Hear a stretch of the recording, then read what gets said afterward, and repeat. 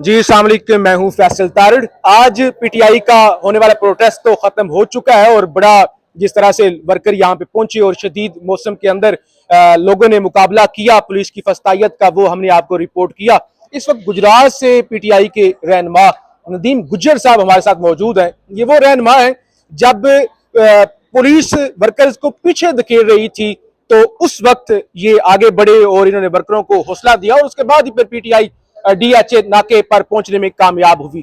तो इनसे बात करते हैं। एक तो सर इस हवाले से कि आपने जिस तरह से आगे आए और आपने धकेला, फिर उसके बाद आपको के साथ थोड़ी सी गुजरात के हवाले से बात करेंगे। हम जी जिधर जितने सारे लोग खड़े थे, हम एक बरामदे में खड़े थे, चल रहे थे, नारे चल रहे थे, गप्पे शप्पे चल रहे थे। एकदम से लोग भागने शुरू हो गए। मुझे समझ नहीं है कि ये क्यों भाग रहे एकदम से। अच्छा। तो जब बैकग्राउंड में देखा तो पुलिस पीछे लगी हुई थी, तो लोग ऐसे बेहंगम तरीके से ना हजूम की तरह ऐसे भाग रहे थे। तो ज़ाहिर मैं खड़ा हुआ, मैंने कहा क्यों भाग रहे हो? अच्छा। ठीक है, ना कोई गोली चल रही है ना कुछ ये हो रहा है। तो फिर कुछ लोग खड़े हुए, कुछ लड़के खड़े हुए, फिर उन्होंने मज़ामत शुरू की और फिर उसके बाद शैलिंग शुरू हुई और ज़ाहिर मैं भी उसका बड़ी बुरी तरह मुतासर हुआ इससे। तो इस तरह से मैं समझता हूँ कि आज की जो सबसे आम बात है कि जैसे यानी एक कल्चर बन गया हुआ है, या कम इंतजामिया ये समझती है कि इनको भेड़ बकरी की तरह भगाया जा सकता है। आज मैं समझता हूँ कि पीटीआई के वर्कर्स को सलाम करना चाहिए कि आज वो शेरों की तरह वापस मुड़े और फिर उन्होंने मज़ामत की कि नहीं हम भागने वाले नहीं हैं। और ये मैं समझता हूँ कि एक और बात है। हालांकि इस तरह के मौसम में यहाँ पर पहुंचना भी एक बड़ा मुश्किल काम था। अच्छा गुज्जर साहब, आपका ताल्लुक क्योंकि गुजरात से है, एक सवाल आपसे पूछना है कि चौधरी परवेज इलाही भी गुजरात से और पीटीआई के सदर हैं। एक तो ये बता दें क्या वो अभी भी सदर है पीटीआई के? देखें जी, लोग तो कहते हैं वो सदर है, लेकिन मैं ये समझता हूँ कि मुझे नहीं, यानी पीटीआई के जो वर्कर्स के हवाले से, मैं चूंकि वर्कर्स में रहता हूँ, वर्कर्स की नजरियात को उनकी बातों से सुनता हूँ, तो मेरे ख्याल में पूरे पाकिस्तान में उन्हें एज ए सदर कोई बंदा तस्लीम नहीं करता। सही है। पीटीआई का जो खान को चाहने वाला है ना, जो खान के नजरिए के साथ खड़ा है, जो खान के बयानिए के साथ खड़ा है, जो यानी उसकी जो स्ट्रगल है, जो उसकी मंजिल है उसके साथ खड़ा है, वो चौधरी परवेज साहब को या मोनसलाई को यानी सदर के तौर के वो कबूल ही नहीं करता। लेकिन हम तस्वीरें तो देखते हैं, इंटरनेट पे तस्वीरें आती हैं, ये गाजी साहब भी रिपोर्ट करते रहते हैं, वो शादियों पर जा रहे होते हैं। अभी सलमान अकबर राजा साहब के साथ भी एक उनकी रिसेंटली तस्वीर आई है, शादियों पर वो जा रहे थे, लेकिन वो सड़कों पर या वो अगर पीटीआई के सदर हैं तो वो पीटीआई के नजरिए के साथ कहीं खड़े हुए नजर नहीं आते। देखिए, मैं उनके साथ यानी मेरी फैमिली 1962 से उनके साथ रही। चौधरी जौहर शहीद को मेरे जो दादा लोग थे, एक यानी गुजरों का इलाका है हमारा, जहाँ पे 1962 में चौधरी जौहर शहीद यानी एमएनए बने, उसमें 5 घर थे गुजरों के जो इनके साथ थे। मेरे बच्चों के और नवाबजाद खान के नानके एक ही घर में है। अच्छा। यानी हमारी रिश्तेदारी के बावजूद 1948 से हम नवाबों के साथ यानी खिलाफ हुए और फिर हम यानी उनके पहले खुद लड़ते रहे उनके खिलाफ, लेकिन जब चौधरी जौहर शहीद आए तो फिर हम उनके साथ जो 5 फैमिलीज गुजर की आई और वो एमएनए बने। यानी उनसे ताल्लुक तो हमारा 1962 से है।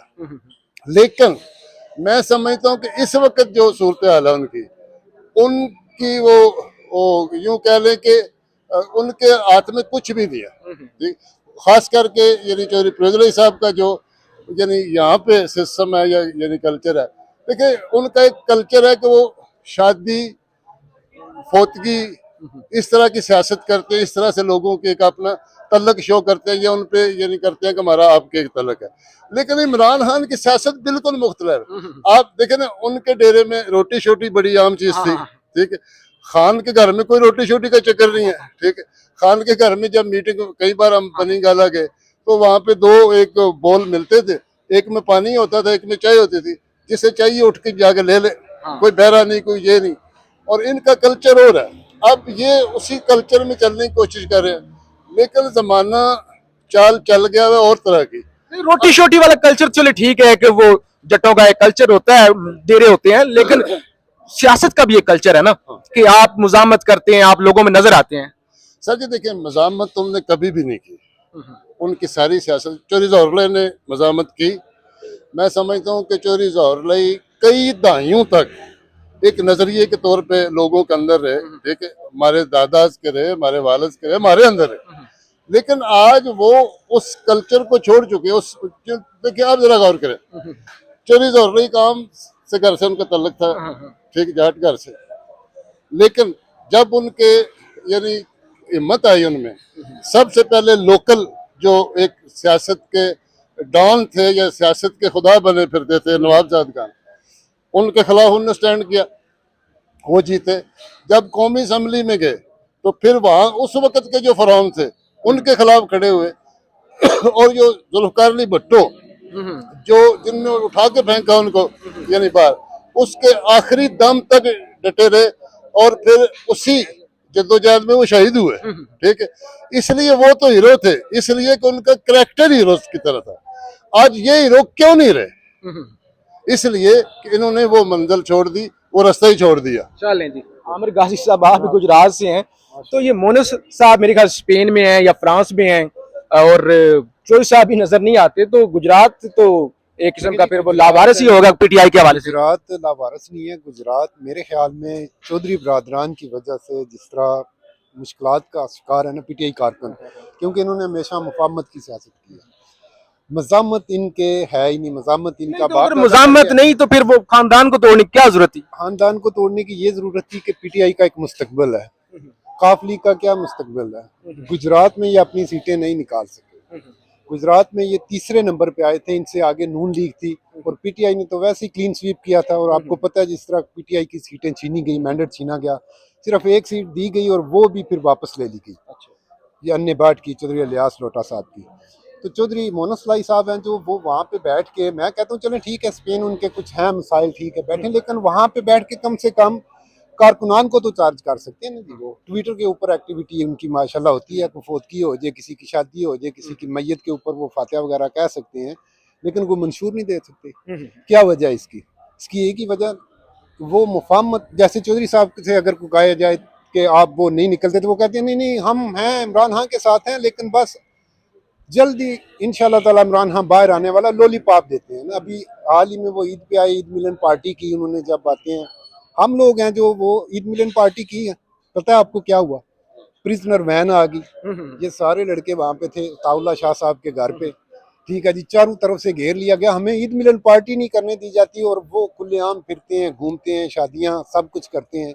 तो इसका मतलब है कुछ तो है दाल में काला, बल्कि पूरी दाल ही काली है। चलें जी, वो भी और उनके हवारी भी, उन्हें कोई मसला नहीं, लेकिन दूसरे जो वर्कर्स हैं वो अपने घरों में सो नहीं सकते। दूसरी बात ये है, देखें जी, गुजरात में जो NA 64 है ना चौधरी साहब का, चौधरी परवेज लाई साहब का, उनको वहाँ पे समझ लें 80,000 वोट की लीड थी वहाँ। हाँ, उनकी इलेक्शन कैंपेन थी, जब मैं वहाँ पे था, सारी कैंपेन की।